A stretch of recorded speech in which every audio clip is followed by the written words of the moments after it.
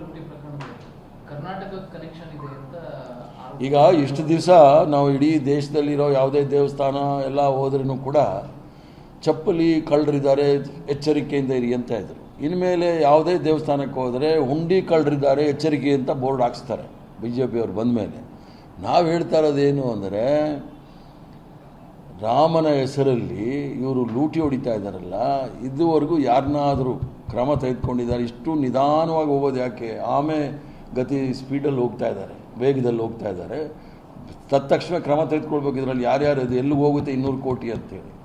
ಅದು ಕರ್ನಾಟಕದವ್ರಿಗೂ ಸಹ ಬಂದಿದೆ. ಕೆಲವರಿಗೆ ರಿವಾರ್ಡ್ ಕೊಟ್ಟಿದ್ದಾರೆ. ಅವರು ಗೋಹತ್ಯೆ ಕಾನೂನು ವಿಚಾರದಲ್ಲಿ ಬಿಲ್ ಪಾಸ್ ಮಾಡಿದ್ರು ಅಂತೇಳಿ ಕೆಲವರಿಗೆ ಅವ್ರಿಗೆ ಇದು ಕೊಟ್ಟಿದ್ದಾರೆ, ಅವಾರ್ಡ್ ಕೊಟ್ಟಿದ್ದಾರೆ. ಭಾಳ ಆಳವಾಗಿ ಅದು ನಾವು ಈಗಾಗಲೇ ಹೇಳಿದ್ವಿ, ಸುಪ್ರೀಂ ಕೋರ್ಟ್ ಜಡ್ಜ್ ನೇತೃತ್ವದಲ್ಲಿ ಇದು ತನಿಖೆ ನಡೀಬೇಕು ಅಂತೇಳಿ. SIT ಎಲ್ಲ ಸುಮ್ಮನೆ ಕಣ್ಣೊರ್ಸೋಕ್ಕೆ, ಯಾವುದಾದ್ರೂ ಒಂದೇ ಒಂದು ವಿಚಾರ ಮಾಡ್ತಕ್ಕಂಥ ಸಂಸ್ಥೆಗಳು ಭಾರತೀಯ ಜನತಾ ಪಾರ್ಟಿ ನಾಯಕರನ್ನ ಮಾಡಿದ್ಯಾ? ಇದರಲ್ಲಿ ವಾಷಿಂಗ್ ಮೆಷಿನ್ ಇಲ್ಲ.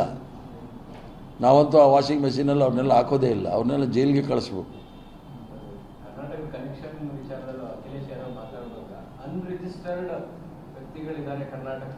ಅಲ್ಲ, ದೇಶದ ತುಂಬ ಅನ್ರಿಜಿಸ್ಟರ್ಡ್ ಸಂಸ್ಥೆಗಳೇ ಈ ತೊಂದರೆ ಕೊಡ್ತಾ ಇರೋದು. ಅದನ್ನೇ ನಾವು ಹೇಳ್ತಾ ಇದ್ವಿ, ಎಲ್ಲರೂ ಸಹ ಸಂವಿಧಾನದ ಚೌಕಟ್ಟಿನಲ್ಲಿ ಎಲ್ಲರೂ ಸಹ ನೋಂದಣಿ ಮಾಡಿಕೊಳ್ಬೇಕು. ಒಂದು ವ್ಯವಸ್ಥೆ ಇದೆಯಲ್ಲ, ವ್ಯವಸ್ಥೆಯಲ್ಲಿ ಹೋಗಬೇಕಾಗುತ್ತೆ. ಅದು ನಂಬಿಕೆ, ಮೂಢನಂಬಿಕೆ, ಅಂಧಭಕ್ತರು ನಡೆಯೋದಿಲ್ಲ. ಕರ್ನಾಟಕದ ಕನೆಕ್ಷನ್ ಇದೆ ಅಂತ ಈಗ ಇಷ್ಟು ದಿವಸ ನಾವು ಇಡೀ ದೇಶದಲ್ಲಿರೋ ಯಾವುದೇ ದೇವಸ್ಥಾನ ಎಲ್ಲ ಹೋದ್ರೂ ಕೂಡ ಚಪ್ಪಲಿ ಕಳ್ಳರಿದ್ದಾರೆ, ಎಚ್ಚರಿಕೆಯಿಂದ ಇರಿ ಅಂತ ಇದ್ರು. ಇನ್ಮೇಲೆ ಯಾವುದೇ ದೇವಸ್ಥಾನಕ್ಕೆ ಹೋದರೆ ಹುಂಡಿ ಕಳ್ಳರಿದ್ದಾರೆ, ಎಚ್ಚರಿಕೆ ಅಂತ ಬೋರ್ಡ್ ಹಾಕ್ಸ್ತಾರೆ BJP ಅವರು ಬಂದ ಮೇಲೆ. ನಾವು ಹೇಳ್ತಾ ಇರೋದೇನು ಅಂದರೆ,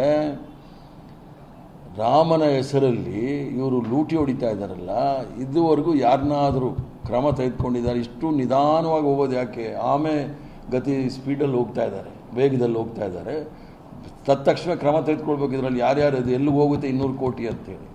ಅದು ಕರ್ನಾಟಕದವ್ರಿಗೂ ಸಹ ಬಂದಿದೆ.